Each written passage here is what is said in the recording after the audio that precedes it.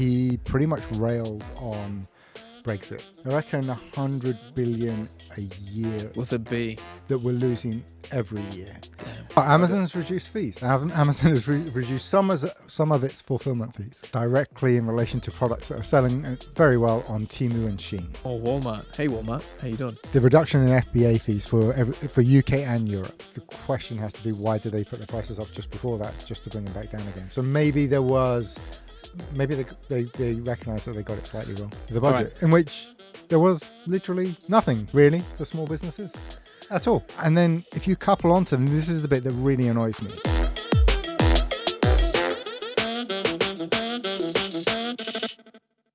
Right, before we get into the episode, let's get a little bit personal. We found out that over 80% of you are swingers. We didn't believe it ourselves. I couldn't believe it. Zamir couldn't believe it. But yes, you're swingers. How do we know? Because you won't commit. You won't commit to us. Hit subscribe. It'll make our day, makes things even better, and we'll be one big happy family. Hey team, welcome to Upside, where we talk all things online and marketplaces. A few weeks ago, we released an episode around the news, and we were very pleasantly surprised about how it went down. And so we thought we'd do another episode about the news and see what's going on and tell you about it so that you can be up to date. And that's what we do today. And we had a look for some news to try and make sure we had this, and there was no news. Good news is that there was no news. Is that good news? No news is good news. But there was some news. It's just not loads of it. So there's two key things we want to make sure you guys are aware of. The first one we're going to cross very easily, and then the second one I'm going to do a disclaimer.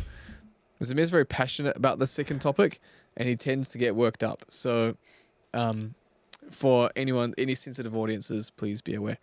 Right. So first news, Zamir. What was the first bit that came out? Amazon's reduced fees. Amazon has reduced some of its fulfillment fees. Great. So it's gone down. So this isn't across all categories. This is in apparel. Particularly, yeah. And there's a few other categories, but mainly apparel, where they're dropping from, say, 7 down to 5% commission for products that are less than £10-€10. Directly in relation to products that are selling very well on Temu and Shein. Yeah, which is really interesting. So obviously, they are seeing this threat from these Chinese platforms, and they want to try and address it. Essentially, they are sharing some of their operational savings and just passing it on to sellers, which is great. Thank you, Amazon. You don't often do that. First question is, should they do it across other categories? Yes, please. Absolutely, but obviously there's no competition there, so there's no need for them to. Right, so, unless AliExpress or Temu become like way more of a thing. Walmart. Yeah, or Walmart. Hey, Walmart, how you doing? So that's one. But also Walmart has like pretty much similar fees, whereas Temu, yeah, but if they wanted to compete with the market, then they may do something about that. That's true. Okay, so that's kind of why they're doing it. Good or bad? Overall, what's your feelings, Zamir? I mean, considering who they're actually trying to compete with, I don't think it's really going to help many UK sellers. Maybe some will get, but because of the value, they're just going to make life slightly easier for sellers probably from China mainly. Yep. And overseas, selling into the UK, which is a theme we're seeing. Which is a theme we're seeing when it come back to this point. Mm-hmm. And it's kind of interesting because it makes it easier for overseas sellers, because they get a fee reduction. They can either hold that or use it to reduce their own prices. Mm-hmm. If they do that, then that puts pressure on local guys to have to do the same thing. So it's kind of a little bit of a double-edged sword. Great that Amazon's reducing their prices. They didn't have to do that. Well, maybe they did have to do that. And the trade-off from that, though, is essentially this is everybody's making that saving, and therefore not everyone's going to keep that margin. Some people will pass it on to customers, which is good. Thank you again. But it does kind of put pressure on margins for UK and but especially, like I said, because of the value that's associated to those to where they've done discounts, I think it affects very few in general. Maybe a handful of categories. Some people will benefit if they do. Great. All right, but there was one win for everyone, and that was the reduction in FBA fees for UK and Europe, which is awesome. So they are on average reducing prices by about 26 pence Is that correct? Somewhere around there. Leon is confirming. And that's awesome. So that's going to apply to everybody, Yeah. everywhere, great across all categories. And again, this is that operational savings that they're passing on to all which sellers. is welcomed, definitely. Thank you very much. Just in time for Christmas. Why Amazon doing this? To be honest, I never know. I don't always know why Amazon doing the stuff. It's a bit of a black box. There's what they say, and then there's often the actual reasons behind it. So officially, it's what? Because they want better alignment on their pricing, supposedly, that they want to make it slightly easier for sellers. Okay. Competition from other platforms. But as raised, I think the question has to be, why did they put the prices up just before that, just to bring them back down again? So maybe they recognize that they got it slightly wrong. Well, we also know that, okay, Amazon isn't just one big monolith, right? There's lots of different teams internally competing for different resources, competing for different things. So there is this kind of internal competition that takes place, and that's a part of it, I'm sure. But I'm pretty confident it's because Jeff felt bad about booking out all of Venice for his wedding, and therefore he wanted to pass it on. Some love to wedding other gift people. for all of us, yeah. Yeah, pretty much. Yeah. Okay. Congratulations, We'll everybody. take it. Thanks, Jeff. All right, so that is topic number 1 that we wanted to flag out with you. Reduction in Amazon fees. Thank you, Amazon. Great bit of news in time for Christmas. Deck the halls. Now, the other bit of news, which Zamir tends to get passionate about, we'll give him license to, is the budget. Okay, the budget, in which there was literally nothing, really, for small businesses at all. Elaborate. Please tell us more. Sorry. What did you want there to be, and did other people get I think it everything instead? would have loved to see some stuff in there to stimulate growth for small businesses, but there was glaringly nothing there. I think the bit I actually took notice of it happened a couple of weeks before that. It was on the 18th of November. Sir John Major, former Conservative Prime Minister from the 90s, gave a speech at the LSE. It's a Maurice Fraser speech or lecture. And he pretty much railed on Brexit. And it's the data and evidence that he was using to back it up, which is quite interesting. He was essentially saying, and we railed on it at the time. I think lots of small businesses felt it, but I think actually reflecting now 5 years later, just about to go into 26, I think it's worthwhile looking. I reckon 100 billion a year. With a B. Yeah, that it's cost the UK economy. So just to put that into context, right, that's about 4 to 5% of GDP, right, that we're losing every year. Damn. And this number, just to clarify, so the OBR, the Office of Budgetary Responsibility, government agency, says they estimate it to be around 4%. So it's huge. This is there. Whilst it's very hard to say what would have happened, I think any small business can feel it, and they reckon that they're saying import exports, again, OBR saying down by about 15%. Yeah. Again, I think very much affecting more smaller businesses, smaller and medium-sized businesses. And the point I'm making is that this lack of growth is what will then have affected the lack of tax revenues generated, which then gives the Chancellor way less options when it comes to a budget, right? Yeah. And then if you couple onto, and this is the bit that really annoys me, so passionate bit about Here you that go. to come. So in a year where we've seen the US just come and slam China by removing the de minimis rule, and just coming off the back of what we've seen, the chat about Shein and Temu, right? Europe has now said that they're going to remove their de minimis rule in 2026. So next year. Yeah. And the Chancellor has just announced that the UK government, which has said it intends to remove the de minimis rule to protect UK businesses from cheap imports, has decided to delay any decision till 2029.